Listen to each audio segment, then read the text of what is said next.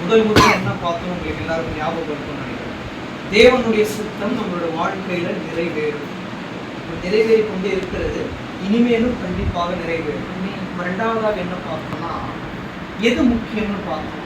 ஞானம் முக்கியம், தேவன் நம்மளோடு இடைப்படுறது ரொம்ப முக்கியம், தேவனே முக்கியம்னு சொல்லிட்டு பல காரியங்கள் போறோம். இன்னைக்கு நம்ம என்ன பார்க்க போறோம்னா, எந்தெந்த காரியத்துலலாம் நம்ம நிலைச்சிருக்கணும் நம்ம பார்க்கலாம். எடுத்து வாசிக்கலாம். யோவான் 15:4-7 வரை.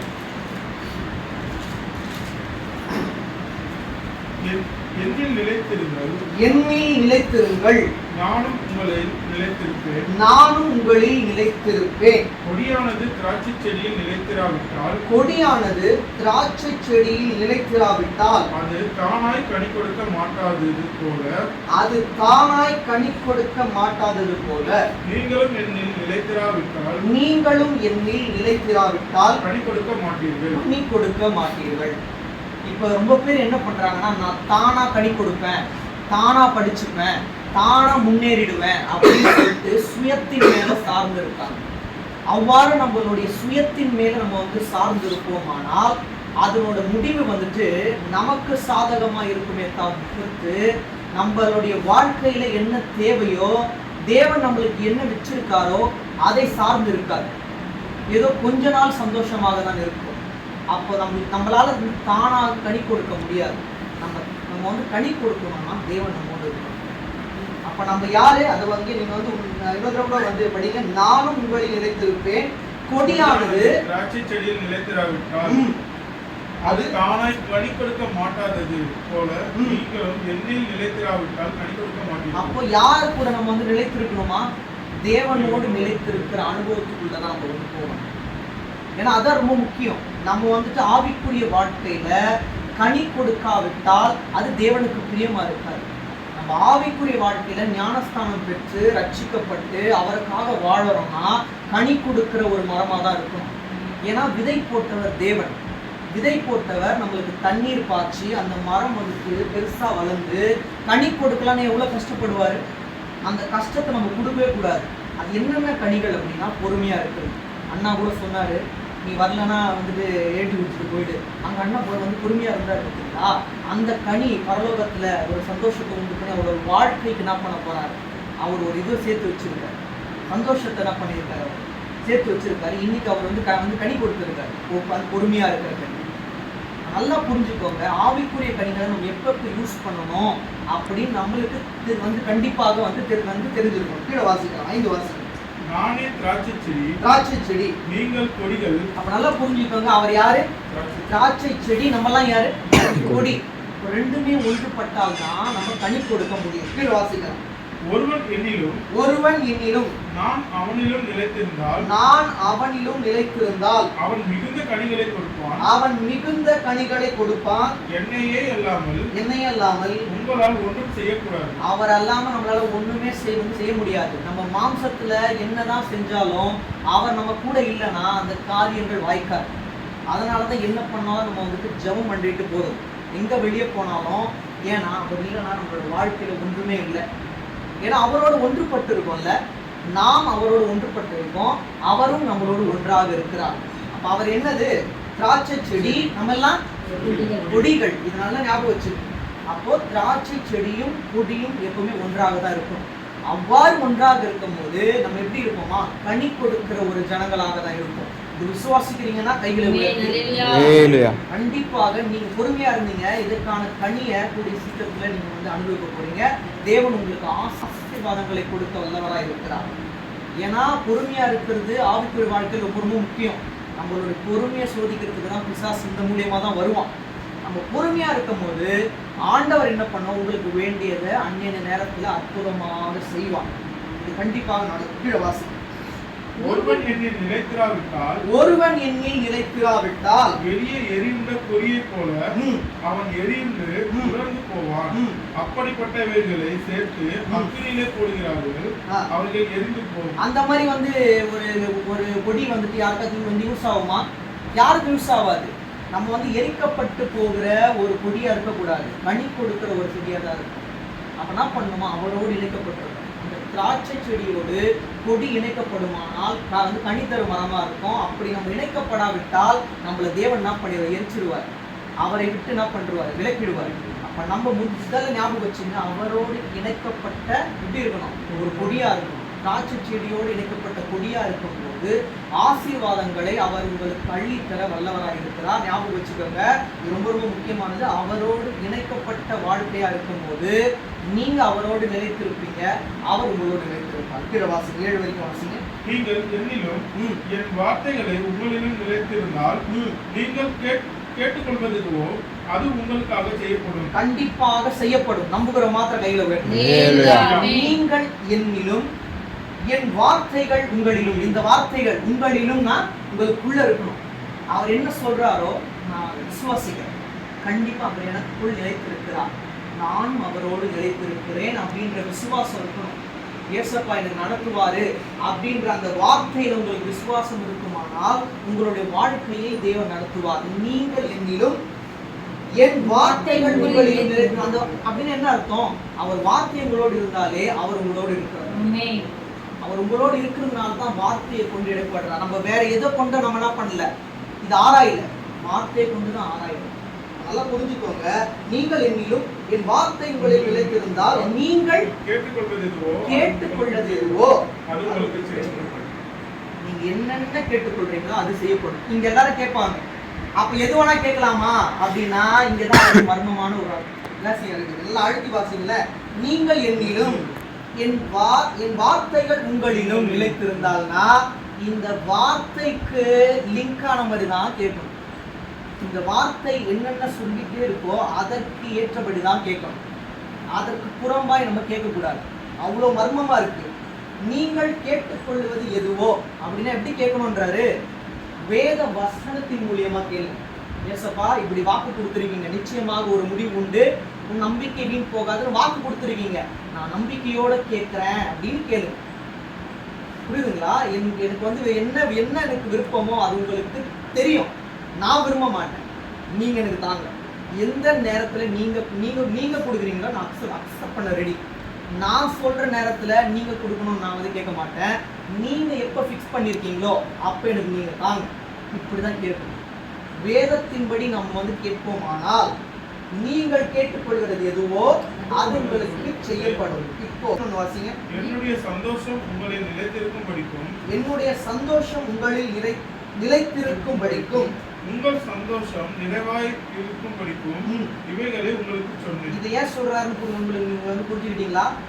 உங்களுக்கு சந்தோஷம் வந்து நிலைத்திருக்கணும் அப்படின்னா அவர் உங்களோட நிலைத்திருக்கணும். அவரோட வார்த்தைகள் உங்களோட நிலைத்திருக்கணும். உலகம் வந்து தரக்கூடிய சந்தோஷம் அல்ல, அவருடைய சந்தோஷத்தையே நமக்கு கொடுத்து விட்டு போகிறார். எல்லா நேரமும் வந்துட்டு நம்ம சந்தோஷமா இருக்கிறத அநேகர் கண்டு பார்க்கணும். இவங்க கூட தேவன் இருக்காங்க அப்படின்னு சொல்லிட்டு நீங்க போயிட்டு சொல்ல வேண்டிய அவசியம் இல்லை, உங்களை பார்த்தே கண்டுபிடிப்பாங்க. இவங்களோட இருக்காங்க, பார்த்து சந்தோஷமா இருக்காங்கல்ல, அவங்களோட இருக்காங்க அப்படின்னு சொல்லிட்டு அநேகர் கண்டு சாட்சி சொல்லும்படி தேவன் வைப்பார். அதான் இங்க அர்த்தம். என்னுடைய சந்தோஷம் உங்களில் நிலைத்திருக்கும்படிக்கும், உங்கள் சந்தோஷம் நிறைவா இருக்கும்படிக்கும் இவைகளை உங்களுக்கு சொன்னேன். அப்ப குறைவா இல்ல, உங்களோட சந்தோஷம் எப்படி இருக்குமா, நிறைவா இருக்குமா. ஃபர்ஸ்ட் விஷயம், யார் உங்களோட நிலைத்திருக்கணும்? தேவன் உங்களோடு நிலைத்திருந்தா நீங்க அவரோடு நிலைத்திருப்பீங்க. அவ்வாறு நீங்கள் தேவனோடு நிலைத்திருக்கும் போது சந்தோஷம் உங்களில் நிலைத்திருக்கும். அவரே சந்தோஷமாய் உங்களில் நிலைத்திருப்பார். குறைவாக அல்ல, நிறைவாக அவர் உங்களோடு இருப்பார். இன்னும் நம்ம வந்து வாசிக்கலாம். 1 யோவான் 2:27-28.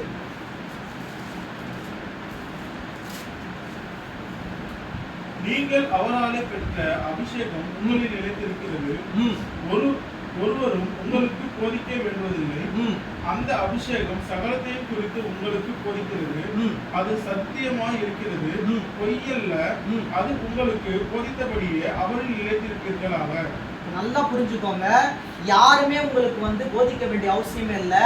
அவருடைய அந்த ஒரு அபிஷேகமே உங்களுக்கு அனைத்து காரியங்களையும் போதிக்கணும். ஏன்னா அபிஷேகம் உங்களில் நிலைத்திருக்கிறது. வேத வசனத்தின் மூலியமாய் உங்களுக்கு கிடைக்கக்கூடியதுதான் அபிஷேகம். நல்லா புரிஞ்சுக்கங்க. ஒரு அபிஷேகம் பெற்ற பிள்ளை யாரு சொன்னாலும் அதை கண்ண மூடின்னு கேட்டக்கூடாது. அபிஷேகம் பெற்றவர் மூலியமா வரக்கூடிய வார்த்தைகளா இருந்தாலும் நம்ம நிதானமா கவனிச்சு வேதத்தின்படி சரியா அப்படின்னு பார்க்கணும். வேதத்தின்படி சரியில்லைன்னா அவங்க எப்படிப்பட்ட ஆட்களா இருந்தாலும் அவர்களுடைய வார்த்தையை கண்ண முடியும் கேட்கக்கூடாது. யார் என்ன சொன்னாலும் உங்களை குறித்து எந்த தீர்க்கதரிசனமான வார்த்தைகள் சொன்னாலும் நீங்க கேட்டுட்டு இங்க ஜெபம் பண்ணி வேதத்துக்கு இணைக்கப்பட்டு இருக்கிறதா அப்படின்னு பார்க்கணும். இணைக்கப்பட்டு இல்லாவிட்டால் அவர்கள் சொன்னது சுயமாய் வந்த வார்த்தை, வேதத்தின்படி வர வேண்டும். அது கிளியரா இருக்கு. இன்னொரு கூட வாசிங்க, பொறுமையா பாயிண்டா வாசிங்க. நீங்கள் அவராலே பெற்ற அபிஷேகம். யாரால பெற்றீங்க? அவரால பெற்ற அந்த ஒரு அபிஷேகம் இருக்குமானால் யார்கிட்ட கேட்கணும்? நீங்க என்ன இருந்தாலும் தேவன்கிட்ட தான் கேட்கணும். அவராலே பெற்ற அபிஷேகத்தை நீங்க வேற யாருக்கிட்டையும் போயிட்டு கேட்டுட்டு இருக்க வேண்டிய அவசியமே இல்லை. அவரே உங்களுக்கு என்ன விதமான அபிஷேகத்தை கொடுத்தார் என்பதை அவரே ஜபத்தின் மூலியமாகவும் வேத வசனத்தின் மூலியமாகவும் வெளிப்படுத்துவார். கீழவாசி. உங்களில் நிலைத்திருக்கிறது ஒருவரும் உங்களுக்கு போதிக்க வேண்டுவதில்லை. அந்த அபிஷேகம் சகலத்தையும் குறித்து உங்களுக்கு போதிக்கிறது. இப்ப நானே வேதத்துக்கு புறம்பாய் பேசுவேனானால் அது தேவனுக்கு சுத்தமா இருக்காது. வேதத்துல என்ன இருக்கோ அதான் சொல்றேன். இதுதான் அபிஷேகம் பண்ணப்பட்டவர்கள் மூலமாய் வரக்கூடிய வார்த்தைகள். என்னோட சுயமா எதுவும் சொல்லவே இல்லை. முதல்ல தேவ சித்தம், அது தேவனால் உண்டானது, அவ்வாறே நடந்தது. எது முக்கியம்? ஞானம், தேவன். அந்த ஞானம் இருந்ததுனாலதான் அண்ணா பொறுமையா இருந்தார். லெட்டர் எழுதி கொடுத்துட்டு போகும் வந்துட்டு இருந்தா இப்போ எழுதி கொடுத்துட்டு இருப்பார். பொறுமையா இருந்தாரு. இப்பவும் நிலைத்திருக்கிறதுனா நிலைத்திருக்கிறதுனாலதான் ஐக்கியத்தோடு இருக்கும். தேவனுடைய வார்த்தை நிலைத்திருக்கிறது, தேவனுடைய வசனமும் நிலைத்திருக்கிறது. சந்தோஷத்துல நம்ம ஒன்றுபட்டு இருக்கிறோம். இதான் உண்மை. அப்ப அபிஷேகம் இருக்கிறதுனாலதான் அனைத்து காரியங்களையும் தேவன் என்ன பண்றாரு? இது மாம்சம்பா, இது ஆவி. மாம்சத்துல பேசுறாரு, கொஞ்சம் கவனமா இரு, கேர்ஃபுல்லா இருந்துக்கோ. அது ஊழியரா இருந்தாலும் பரவாயில்ல, தாயா இருந்தாலும் தந்தையா இருந்தாலும் பரவாயில்ல. வார்த்தைகள்ல ஏதோ ஒரு விஷயம் உங்களுக்கு டிஸ்டர்பன்ஸா இருந்ததுன்னா முட்டி போட்டு ஜெபம் பண்ணிடுது. ஜெபம் பண்ணிட்டு வசனத்தின் மூலியமா கண்டிப்பா பேசுவார். நீங்க எந்த கான்சென்ட்ரேஷனை வச்சுக்காம அங்க மட்டும் கான்சென்ட்ரேஷன் வச்சு ஜெபம் பண்ணும் போது அவங்க பேசுனது சரியா தப்பான்னு அவரே வெளிப்படுத்துவார். கீழே வாசிங்க. அது சத்தியமா இருக்கிறது, பொய்யல்ல. அது உங்களுக்கு போதித்தபடியே அவரில் நிலைத்திருப்பீர்களாக. அப்போ யாருல நினைச்சிருக்கணுமா? அவர் உள்ள நீங்க நினைச்சிருந்தாதான் இந்த அபிஷேகத்தை நீங்க பெற்றுக்கொள்வீங்க. இந்த 27 மறுபடியும் வாசிங்க. நீங்கள் அவராலே பெற்ற அபிஷேகம் உங்களில் நிலைத்திருக்கிறது. ஒருவரும் உங்களுக்கு போதிக்க வேண்டுவதில்லை.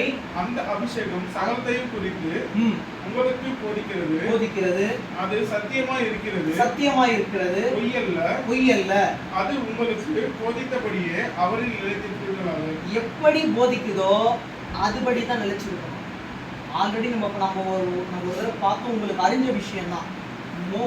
மோசே இறந்துட்டதுக்கு அப்புறமா கானான் தேசத்துக்குள்ள யோசுவாவும் காலேபும் போறாங்க.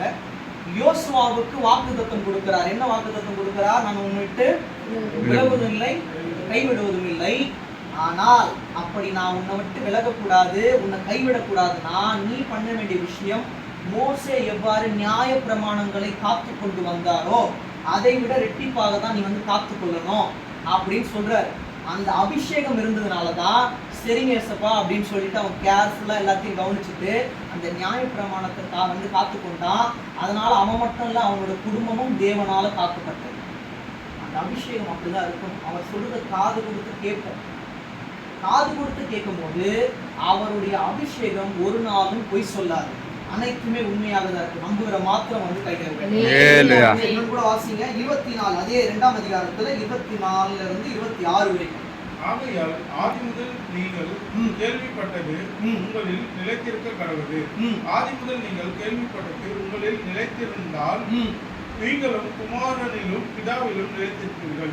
நித்திய ஜீவனை அளிப்பேன் என்பதே அவர் நமக்கு செய்த வாக்குத்தத்தம். அந்த வாக்குத்தத்தம் தான் இந்நாள் வரைக்கும் நம்மள நடத்திட்டு இருக்கு. நித்திய ஜீவனுக்குள்ள நம்ம கொண்டு போய் சேவ் பண்றதுதான் வாக்குத்தத்தம். என்ன அந்த நித்திய ஜீவன்? தேவனோடு சேர்ந்து உறவாடுதல். அவர் 2ஆம் வருகையில நம்ம எல்லாரையும் சேர்த்துக்கொள்ள போறாரு பாத்தீங்களா? அவரோடு இருக்கும்போது துக்க நாட்கள் எல்லாமே முடிஞ்சு போயிடும். நித்திய ஜீவனாய் அவரோடு இருக்கும். இதுதான் உண்மை. இந்த வாக்குத்தத்தம் தான். அன்று நீங்க பாத்தீங்கன்னா ஆதி ஆகமத்துல அவர் வந்து சொல்றாரு, உனக்கும் ஸ்திரீக்கும் உன் விருத்துக்கும் அவள் விருத்துக்கும் பகை உண்டாக்குவேன், அவர் உன் தலையை நசுக்குவார், நீ அவருடைய அதுதான் வந்து வாக்குத்தத்தம். மரணத்தின் மூலியமா பிசாச வென்று உயிர் பெறுவார் என்றுதான் வாக்குத்தத்தம். அதை நம்ம நம்புறோம்னா நித்திய ஜீவன் நமக்கு உண்டு என்பதையும் நம்புவோம். நித்திய ஜீவன் உண்டு எப்ப தெரியுங்களா? இந்த உலகத்துல வாழறது வரைக்கும் கஷ்டங்கள் இருக்கும். அந்த கஷ்டத்திலையும் தேவன் நம்ம வந்து நடத்துறாரு பார்த்தீங்களா, அதுதான் நித்திய ஜீவனுக்கான ஆரம்பம். ஆனா நித்தியமா அவரோட இருப்போம்ல, அங்கதான் அந்த நித்தியமா சந்தோஷமா இருக்கும். அதான் நித்திய ஜீவன். இது நல்லா புரிஞ்சுக்கணும். 28 ஒரு தடவை வந்து வாசிக்கும். இப்படி இருக்க பிள்ளைகளே அவர் வெளிப்படும் போது நாம் அவர் வருகையிலே அவருக்கு முன்பாக வெட்கப்பட்டு போகாமல் தைரியம் உள்ளவர்களாய் இருக்கும்படிக்கு அவரில் நிலைத்திருங்கள். அவரில் நிலைத்திருக்கும் போது அவர் என்னென்ன காரியங்கள் செஞ்சாரோ அவ்வாறாக தான் நடக்கும். யார் என்ன சொன்னாலும் ஃபர்ஸ்ட் அவங்களுடைய பேச்சை நல்லா கவனிப்போம். அவங்க எப்படி சொல்றாங்க, மாம்சத்தில் சொல்றாங்களா, ஆவியில சொல்றாங்களா அப்படின்னு சொல்லிட்டு கேட்போம். நல்லா நீங்க வந்து கவனிச்சு பாருங்க. அவர் என்ன உங்களுக்கு சொன்னாரோ அது கண்டிப்பாக நடக்கும். நீங்க பண்ண வேண்டிய ஒரே விஷயம் அவருடைய வார்த்தைக்கு கவனமா இருக்கு. கவனமா இருக்க இருக்க இருக்க உங்களுக்கு வேண்டியது செய்து கொண்டே இருப்பார். ஏன்னா அவர் உங்களோடு நிலைத்து இருக்கிறார். இன்னும் கூட அது 28 உங்களோட வாசிக்கும். இப்படி இருக்க பிள்ளைகளே அவர் வெளிப்படும் போது நாம் அவர் வருகையில் அவருக்கு முன்பாக வெட்கப்பட்டு போகாமல் நம்ம வெட்கப்பட்டு போகாத ஜனங்களாய் தேவன் வைப்பார். இதுதான் உண்மை. நாம் அவரோடு நிலைத்திருந்தோமானால் இனிமேட்டு வெட்கப்பட மாட்டோம். வெட்கப்பட்டு போகாதபடிக்கு அவர் வெளிப்படும் நாளில அவர் வந்து உங்களை பத்தி சாட்சி சொல்லணும். எப்படி யோபுக்கு வந்து இவன் உத்தமன் சாட்சி சொல்றாரோ அதே மாதிரி என் பிள்ளை போல வராது. அந்த நேரத்தில் நம்ம வந்து வெட்கப்படாதபடிக்கு தேவன் வைப்பார். நம்புகிற மாதத்தை வந்து ஒரு சில காரியங்களை மட்டும் வந்து வாசிச்சுட்டு கடந்து போகலாம். 1 கொரிந்தியர் 7:20 1 கொரிந்தியர் 7:20 அவன் அழைக்கப்பட்ட நிலைமையிலே நிலைத்திருக்க கடவன். அடிமையாய் நீ அழைக்கப்பட்டிருந்தால் கவலைப்படாதே. நீ சிறகனாக கூடுமானால் அந்த நலம் என்று அனுசரிக்கப்படும். அப்ப நல்லா புரிஞ்சுக்கோங்க. நீ அடிமையாய் அழைக்கப்பட்டிருந்தா கவலைப்படக்கூடாது. நான் அவர் உன்னோடு நிலைத்து இருக்கிறார். அன்னைக்கு யோசேப்ப ஏதோ நான் வந்து நினைச்சு விட்டாங்க. அவன் போயிட்டு எகிப்து தேசத்துல கஷ்டப்படுவான். முடிவு எப்படி இருந்தது பார்த்தீங்களா? ஒரு அடிமை போலதான் போனான். ராஜாவை போல எல்லாரும் அவனை தேடிதான் வந்தாங்க. தேவன் அவனோடு நிலைத்திருந்தான். அவன் உங்களோடு நிலைத்திருந்தா, தேவன் உங்களோடு நிலைத்திருந்தால், நீங்க பாவம் உங்களை தேடி வந்தாலும் நீங்க அதை தள்ளி விட்டுட்டு இதை விட மேன்மையான தேவன் எனக்கு வைத்திருக்காருன்னு சொல்லிட்டு நீங்க உறுதியா இருப்பீங்க. யோசேப்போடு தேவன் எப்படி இருந்தா? நிலைத்திருந்தான். அவன் அடிமையான வாழ்வா தான் இருந்தது. ஆனா முடிவு ஒரு ராஜம் என்பதை கிடைச்சது. ஏன்னா அந்த அபிஷேகம் அவன் ஒரு நாள் நடத்தி கொண்டே வந்தது. அவனுக்கு இருந்திருக்கும், இவ்வளோ வருஷங்களுக்கு நான் வந்து கஷ்டப்படணுமா அப்படின்னு இருந்திருக்கும். ஆனால் ஆவியில உறுதியா இருக்கும். அந்த அபிஷேகம் தான் 13 வருஷம் அவனை வந்து கஷ்டப்பட வச்சது. ராஜாவா இருக்கும்போது யாரார் அவனை வந்து ஒதுக்கி வச்சு விட்டுறாங்களோ அவர்களே வந்து மண்டியிடும்படியாக தேவன் செய்தார். உங்களோட தேவன் நிலைத்திருந்தார்னா அடிமையான வாழ்வா இருந்தாலும் பரவாயில்ல, தேவன் உங்களை எடுத்து பயன்படுத்த வல்லவராக இருக்கிறார். உயர்ந்த ஸ்தானத்துல கொண்டு போக தேவன் வல்லவராக இருக்கிறார். இன்னொரு நம்ம வந்து வாசிக்கலாம். 1 கொரிந்தியர் 13:13.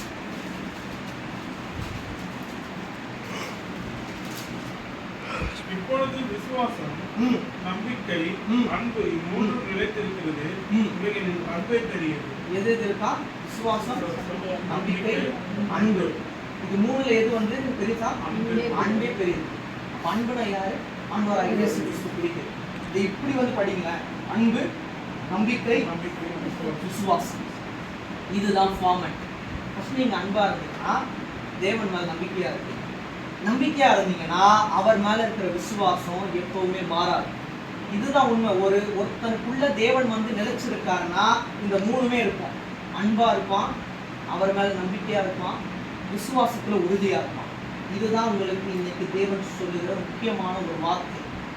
ஃபர்ஸ்ட் பார்த்தோம், என்ன பார்த்தோம்னா திராட்சை செடி கொடி ரெண்டுமே இணைக்கப்பட்டிருக்கணும். அவ்வாறு இணைக்கப்படும் போது அவர் நம்மோடு நிலைத்திருப்பார், நாமும் அவரை நிலைச்சிருப்போம் சொன்னேன்.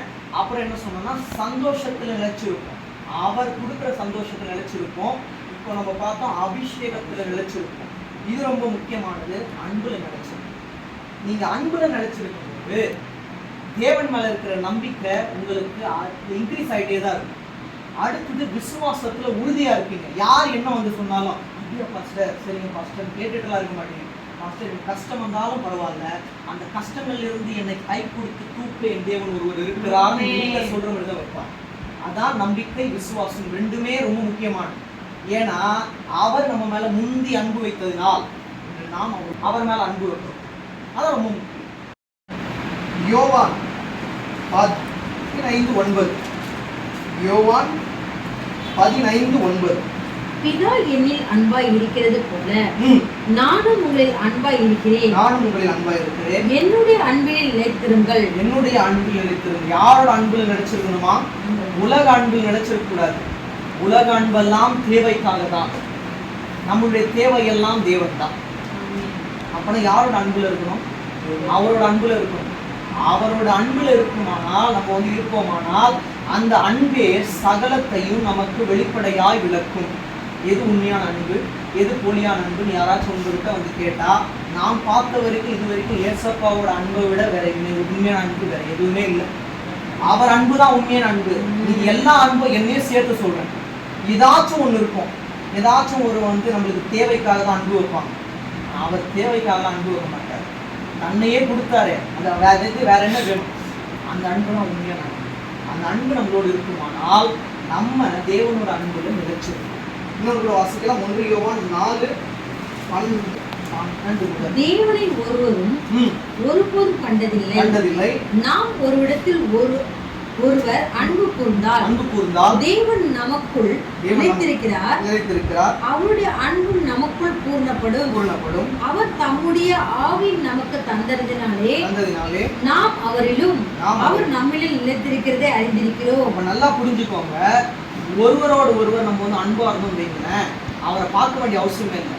அந்த அன்பே நம்மளுக்கு வந்து காட்டி கொடுத்துரும். இதுதான் தேவன் அப்படின்னு சொல்லி. அன்பா இருக்கிறவன் தேவனை பார்த்த மாதிரி அர்த்தம். அப்போ உங்களுக்கு அன்பு இருக்கணும்னா அந்த ஆவியானவரோட ஆளுகை இருக்கணும். அது ரொம்ப ரொம்ப முக்கியமா இருக்குது. இதை நீங்க மறுபடியும் அழுத்தி வாசிக்கும் போது உங்களுக்கு பல விஷயங்கள் புரியும். தேவனை ஒருவரும் ஒருபோதும் கண்டதில்லை. அவங்க கேட்பாங்க, கேள்வி கேட்பாங்க. மோசே வந்து முகமுகமா பார்த்தாரு அப்படின்னா மாம்சத்துல பார்க்கல, ஆவியில பார்த்தாரு. ஆவியில தேவன் மேல அன்பா இருந்ததுனால அவர் ஆவியில தான் பார்த்தாரு. அதனால அவர் கீழே இறங்கி சீனாய் மலையில இருந்து கீழே இறங்கி வரும்போது ஜனங்கள்லாம் அவரை பார்த்து பயந்தாங்களாம். முகம் பிரகாசமா இருந்துதான். அவரோடு நீங்க இணைக்கப்பட்டு நீங்கள் அவரோடு நிலைத்திருப்பீர்களானால் அந்த அன்பு உங்களுக்குள் நிலைத்திருக்கும். அந்த ஆவி உங்களை பிரகாசமாக்கும். அதான் உண்மை. நல்லா புரிஞ்சுக்கோங்க. அந்த ஆவி உங்களை எப்படி ஆகும்? பிரகாசமாகும். எப்பொழுது தேவ அன்பு உங்களில் வாசம் செய்யும். நாம் ஒருவரிடத்தில் ஒருவர் அன்பு கூர்ந்தால் தேவன் நமக்குள் நிலைத்திருக்கிறாரா இல்லையா? அவர் என்ன அன்பு பாராட்டினாரோ அந்த அன்பை நம்ம வந்து பாராட்டுவோம். ஆனால் அவர் நமக்குள் நிலைத்திருக்கிறார். இதை மட்டும் புரிஞ்சுக்கோங்க. தேவன் உங்களை வழிநடத்துவதாக இருக்கிறார். 13 இருந்து வாசிக்கலாம். 13 அதனால 15. அவர் தம்முடைய ஆவியில் நமக்குள் தந்ததினால் நாம் அவரிலும் அவர் நம்மில் நிலைக்கிறதை அறிந்திருக்கிறோம். பிதாவானவர் குமாரனை உலக இரட்சகராக அனுப்பினார் என்று நாங்கள் கண்டு சாட்சியா இருக்கிறோம். இயேசுவானவர் தேவனுடைய குமாரன் என்று அறிக்கை பண்ணுகிறவன் எவனோ அவனில் தேவன் நிலைத்திருக்கிறார். 3 டிஃபரண்ட் டைமென்ஷன் தான். ஒருத்தர் வார்த்தை மூலியமா தான் அதை அறிஞ்சு கொள்றதுக்கே பல வருடங்கள் ஆகும். இன்னைக்கு வரைக்கும் பழக்கமா இருக்குது. இந்த கேள்வியில ஏசப்பா வந்து கேட்டாரு, என் தேவனே ஏன் என்னை கைவிட்டீர்னு அப்படின்றதெல்லாம் வந்து மாம்சத்துல நம்ம வந்து படிக்கிறதுனால தான் அந்த ஒரு கேள்விகளே வருது. இந்த 7 வார்த்தைகள் நான் வந்து கொடுக்கும் போது இதை பத்தி விளக்கமா சொன்னேன்.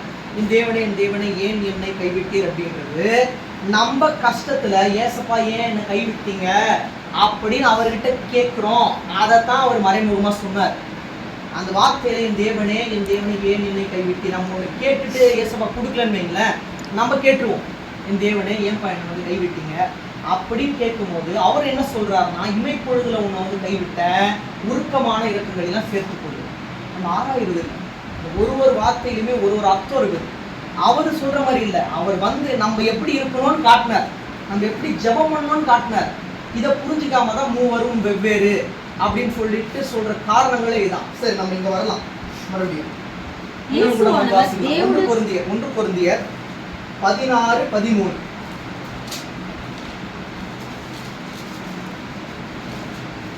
விழித்திருங்கள், விசுவாசத்திலே நிலைத்திருங்கள், புருஷனாய் இருங்கள். அப்போ ஃபர்ஸ்ட் நம்ம என்ன பண்ணணுமோ ஆல்ரெடி பார்த்தோம், அன்புல இருக்கணும், நம்பிக்கையில இருக்கணும், விசுவாசத்துல உறுதியா இருக்கணும். நீங்க விசுவாசத்திலேயே நிலைச்சிருக்கணும். அப்போ விசுவாசத்துல நீங்க வந்து நிலைச்சிருக்கணும்னா ஃபர்ஸ்ட் நம்ம என்ன பண்ணணும், விழிக்கணும். எதுல இருந்து விழிக்கணும்? மாம்ச காரியங்கள்ல இருந்து விழிக்கணும். ஏசப்பா மேல எனக்கு விசுவாசம் இருக்கு, அவர் நடத்துவார்ன்ற நம்பிக்கை உங்களுக்குள்ள இருக்கும். அப்போ மாம்சத்துல இருந்து விழித்திருக்கணும். நீங்க என்ன பண்ணணும், மாம்சத்துல விழித்துட்டு ஆவியில நடக்கணும். உங்களுடைய வாழ்க்கை ஃபுல்லாவே இந்த நம்பிக்கை விசுவாசம் இதை ரெண்டையுமே பற்றி கொண்டு இருக்குமானால் அவர் உங்களுடைய வாழ்க்கையை முன்னிருந்து நடத்துவார். அன்புல உறுதியா இருங்க, நம்பிக்கையோட இருங்க, விசுவாசத்துல நிலைத்து. இன்னும் ஒரு சில காரியங்கள் வந்து பார்த்து நம்ம வந்து முடிக்கலாம். 1 யோவான் பிலிப்பியர் 4:1. பிலிப்பியர் 4:1. ஆதலால் எனக்கு பிரியமும் வாஞ்சையுமான சகோதரரே, எனக்கு சந்தோஷமும் வீரமுமானவர்களே, பிரியமானவர்களே, இந்தபடியே கர்த்தருக்குள் நிலைத்திருங்கள். அப்ப யாருக்குள்ள நிலைச்சிருக்கணுமா? இது அடிக்கடி சொல்றாரு, அவருக்குள்ளதான் நீங்க வந்து நிலைச்சிருக்கணுமா. கர்த்தருக்குள்ள நீங்க வந்து நிலைச்சிருக்கும் போது இப்ப மேல வாசிங்களேன், அதை வாசிங்களேன். ஆதலால் எனக்கு பிரியமும் அவருக்கு பிரியமா இருப்போம். அவருக்குள்ள நம்ம வந்து நிலைச்சிருப்போமானால் தேவனுக்கு பிரியமா இருக்கும். புரியுதுங்களா உங்களுக்கு? வாசிங்க. ஆதலால் எனக்கு பிரியமும் வாஞ்சையுமான சகோதரரே, எனக்கு சந்தோஷமும் கிரீடமுமானவர்களே, பிரியமானவர்களே, இந்தபடி கர்த்தருக்குள் நிலைத்திருங்கள். அப்போ கர்த்தருக்குள்ள நிலைச்சிருந்தா எப்படிலாம் அவருக்கு பிரியமா இருக்கிறோம் பாருங்களேன். பிரியமா இருப்போம், அவருக்கு வாஞ்சையா இருக்கும், அவருக்கு சந்தோஷமா இருக்கும், அப்புறம் என்ன இருக்கும், பிரியமானவர்களா இருக்கும், கிரீடமா. நல்லா புரிஞ்சுக்கோங்க, அவருக்குள்ள நம்ம வந்து நிலைச்சிருந்தா போதும். அவருக்கு இப்படிதான் இருப்போம், எனக்குள்ள இருப்பா போதும்ப்பா, என் பார்வைக்கு இப்படிதான் இருப்பேன், மேன்மையா தான் இருப்பேன் அப்படின்னு அவர் சொல்றாரு. 1 பேதுரு 1:25. 1 பேதுரு 1:25.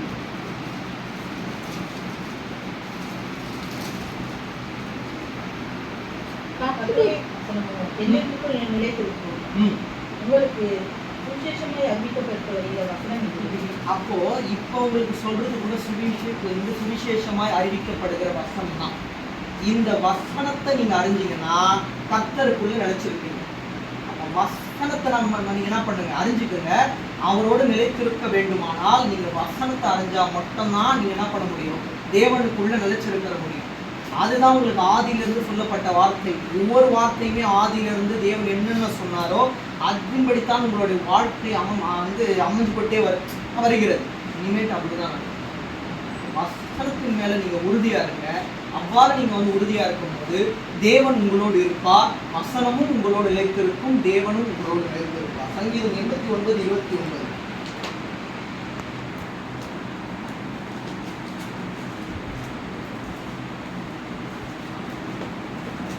அவன் சந்ததி என்னென்றைக்கு நிலைத்திருக்கும், அவன் ராஜசம் வானமட்டம் நிலை நிற்கவும் செய்வேன். அப்போ நீங்க கர்த்தருக்குள்ள வந்து நிலைத்திருப்பீர்களானால், வசனத்தோடு நிலைத்திருப்பீர்களானால், அன்பில் நிலைத்திருப்பீர்களானால் உங்களுடைய வம்சம் என்னவா, தேவனுக்குள்ள நிலைச்சிருக்குமா.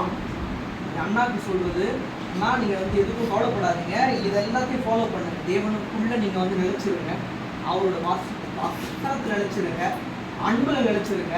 உங்களுடைய வம்சங்களை தேவன் பாதுகாத்துக்கூட உங்களுடைய வம்சங்களும் தேவனுக்குள் நிலைத்திருக்கும்.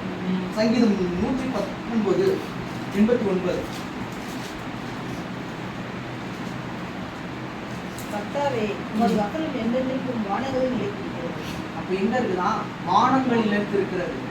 அப்ப என்ன சொல்றாருன்னா, நீங்க வெளியே போனாலும் அந்த வசனங்கள் உங்களை வந்து பின்தொடர்ந்தே வருகிறது. வானங்கள் நிலைச்சிருக்குது, ஏதோ சும்மா எழுதப்படலை. வானங்கள்ல நீங்க எங்கெங்க வந்து போனாலும் உங்களை பின்தொடர்ந்து வார்த்தைகள் வரும். உங்களுக்கு ஈஸியா புரியணுன்றதுக்காக நீங்க எங்கேயாச்சும் வெளியே போகும்போது ஏதாவது ஒரு ஆட்டோ இருக்கும் பின்னாடி, பயப்படாதே, திகையாதே, நீ வந்து போகும் இடமா உன்னோடு இருப்பேன், தூதர்களை வைத்து காவல் வைப்பேன். வானங்கள் நீங்க வந்து இதை எடுத்துட்டு போகல அப்படின்னாலும் வார்த்தையில் உங்களோடு இருக்குமானால் வானங்கள் எவ்வாறு நீங்க எங்கெங்க போனாலும் வானங்கள் மேகங்கள் வானங்கள்லாம் உங்களை பின்தொடர்ந்து வர மாதிரியே இருக்கும்ல, அதே மாதிரி வசனமும் உங்களை பின்தொடர்ந்தே வரும். அவ்வாறு தான் இருக்கும். அப்போ வசனம் உங்களோடு நிலைத்திருந்தால் வசனம் உங்களை ஃபாலோ பண்ணிட்டே வரும்.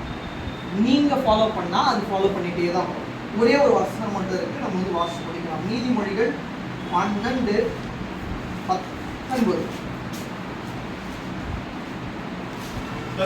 சத்தியம் உள்ளது என்றும் நிலைத்திருக்கும், பொய்னாவோ ஒரு நிமிஷம் மாத்திரம் இருக்கும். அப்போ சத்திய வாய் தான் நம்மளுக்கு இருக்கும். சத்திய உட்படு என்றென்றும் நிலைத்திருக்கும். அப்போ நம்ம பேசுறது எல்லாமே சத்தியமாக தான் இருக்கும். ஏன்னா சத்தியபரனாகிய இயேசு கிறிஸ்து நமக்குள் வாசம் பண்ணுவாரானால் பொய்யான வார்த்தைகள் ஒன்றும் நம்மளோட வாயிலிருந்து வராது. உண்மையாவே இருக்கும். நம்ம சத்தியவானாவே இருக்கும். ஏன்னா அவர் அப்படிதானே இருந்தார். எந்த ஒரு காலகட்டத்திலையும் அவர் பொய் உரையாத தேவன். நம்மளோட வாழ்க்கையிலுமே அவருடைய வார்த்தைகள் தான் சத்தியமாக இருக்கிறது. நல்லா ஒன்று புரிஞ்சுக்கோங்க, நீங்க தேவனோடு நிலைத்திருந்தீர்களானால் அவர் உங்களோடு நிலைத்திருப்பார். எவ்வாறு கொடி திராட்சை செடி செடியின் மீது பட்டருகிறதோ அவ்வாறு நாமும் தேவனும் ஒன்றுபட்டால் கனி கொடுக்கிற ஜனங்களாக இருப்போம். அவருடைய சந்தோஷத்தை நமக்கு கொடுப்பார். அபிஷேகம் நம்ம ஒரு நாள் என்ன பண்ணோம், லீட் பண்ணோம். அந்த அபிஷேகத்துல நம்ம நிலைத்திருப்போம். அப்புறம் என்ன பார்த்தோம், முக்கியமான ஒரு காரியம் பார்த்தோம். கர்த்தருக்குள் நிலைத்திருங்கள்னு பார்த்தோம். விசுவாசத்துல நிலைச்சிருக்கணும், தேவனுடைய அன்புல நிலைச்சிருக்கணும், சத்திய உட்படு உள்ளவனா இருக்கணும். அது எப்பவா நித்தியமா நிலைத்திருக்கணும். கண்கள் மூடலாம். அன்பின் பிதாவே, ஆசீர்வதிக்கப்பட்டதான